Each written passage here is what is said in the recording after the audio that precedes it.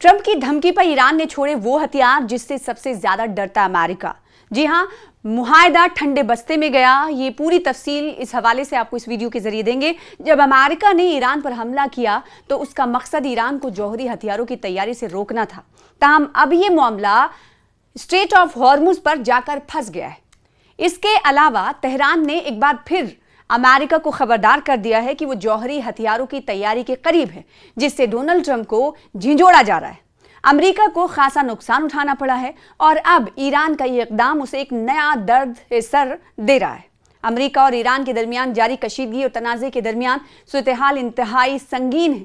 जंगबंदी के बावजूद दोनों ममालिक के दरमियान एतमाद का फकदान साफ नजर आ रहा है। दरिअसना अमेरिकी सदर डोनाल्ड ट्रंप चीन रवाना हो गए हैं और चीन पहुंच भी गए, जहां उनकी चीनी सदर शी जिनपिंग से मुलाकात होने वाली है और ईरान के मामले पर तवील बातचीत मुतवक्के है। यहाँ पर यह भी बात बताना ज़रूरी है कि जो ईरान और अमेरिका के दरमियान जंग चल रही थी, यानी एक दूसरे पर हमले किए जा रहे थे दोनों देशों के बीच, उधर हम देख रहे थे कि अमेरिका जब ईरान पर टारगेट कर रहा था तो ईरान गल्फ कंट्रीज़ पर टारगेट कर रहा था जहाँ पर अमेरिकी बेस कैंप्स थे, तो बहुत ज़्यादा नुकसान भी हुआ था। उस वक्त हमने देखा था कि बहरीन यूएन जाता है और यूनाइटेड नेशन में जाके एक ऐसा प्रस्ताव एक ऐसी तजवीज़ पेश की जाती है बहरीन की तरफ से, और कई और गल्फ कंट्रीज उसमें शामिल होते हैं कि अबनाए हरमुज जिस पर, यानी स्ट्रेट ऑफ हॉर्मुज जिस पर पाबंदी लगाने की बात ईरान ने उस वक्त कही थी और जो कि शुरू हो चुकी थी, उसको खुलवाने के लिए यूएन तक का दरवाज़ा खटखटाया बहरीन ने। और बहरीन ने जब यूएन में ये प्रस्ताव पेश किया, तब इस पे जब वोटिंग हुई तो वीटो कौन सा मुल्क करने वाला था। चूंकि चीन की बात हो रही है तो ये भी बताना ज़रूरी है, स्पेन और चीन ये दो ममालिक ऐसे थे जिन्होंने बहरीन के उस प्रपोजल को, तजवीज़ को वीटो कर दिया था।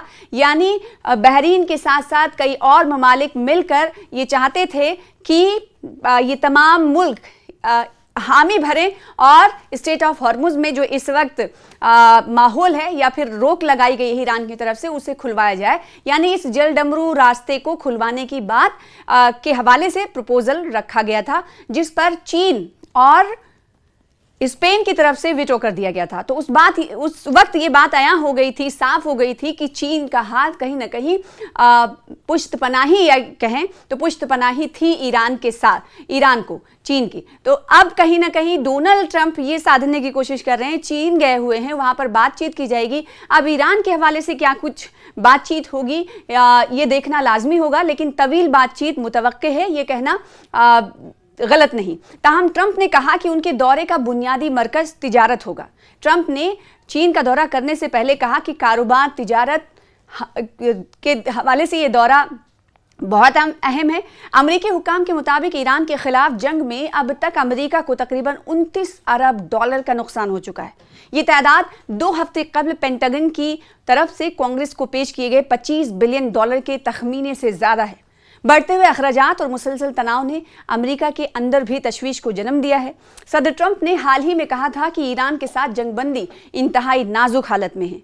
उनके बाज़ करीबी मुशीरों का ख्याल है कि ट्रंप अब संजीदगी से फौजी कार्रवाई दोबारा शुरू करने पर गौर कर रहे हैं। भले ही डोनाल्ड ट्रंप अमेरिकी राष्ट्रपति की तरफ से ये कहा गया हो कि ये दौरा कारोबारी है, सिर्फ और सिर्फ हमारा जो फोकस होगा वो तिजारत होगा, लेकिन इसके पीछे के माने बहुत गहरे हैं। जानकारों की माने तो उनकी तरफ से ये कहा जा रहा है तिजारत भले ही की बात कह रहे हैं डोनाल्ड ट्रंप, लेकिन मौजूदा जो हालात हैं, क्योंकि पूरे मुल्क हिंदुस्तान ही नहीं बल्कि पूरी दुनिया के जो ममालिक हैं उनमें स्टेट ऑफ हॉर्मुज की वजह से किसी न किसी तरीके से असर पड़ता हुआ ज़रूर दिखाई दे रहा है। इसी वजह से हम देख रहे हैं कि कई ममालिक ने अपने यहाँ SOPs भी जारी कर दी हैं और कई तरह की चेंजेस की हैं, तब्दीलियाँ की हैं। और उसी ज़िम्न में, उसी कड़ी में प्रधानमंत्री नरेंद्र मोदी की तरफ से 2 बार 24 घंटे के अंदर अपील की कि हम अपने नागरिकों से, शहरियों से चाहते हैं कि आप इन तमाम चीज़ों को फॉलो करें।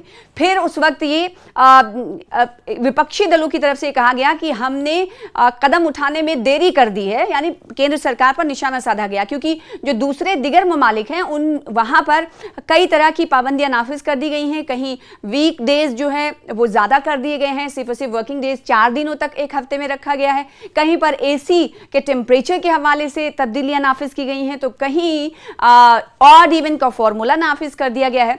और भारत में वजीर आजम नरेंद्र मोदी ने कहा है कि सोना ना खरीदे तकरीबन 1 साल तक, और दूसरी तरफ उन्होंने कहा है कि आप पब्लिक ट्रांसपोर्ट का यूज़ करें, अपनी अपनी कार और अपनी अपनी गाड़ी में तेल ना भरवाएं, ईंधन बचाएं। तो ईंधन बचाने के हवाले से हमने देखा कि इस पर अमल भी लोग करते हुए नजर आ रहे हैं।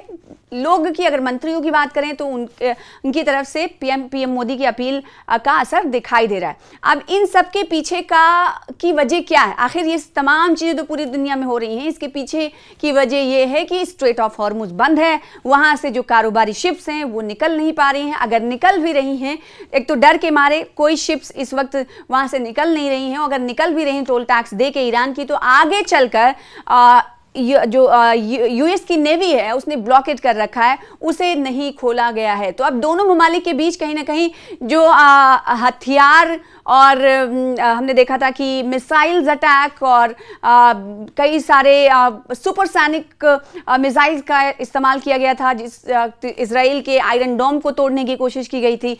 अब ये हथियारों से लड़ाई नहीं लड़ी जा रही है, अब समंदर में लड़ाई लड़ी जा रही है, ये कहा जा सकता है, और इसकी वजह से पूरी दुनिया मुतासिर हो रही है। अब मौजूदा वक्त में जब पूरी दुनिया मुतासिर हो रही है तो डॉलर को मजबूती ना मिले, इसके हवाले से भी अलग अलग ममालिक में कदम उठाए जा रहे हैं।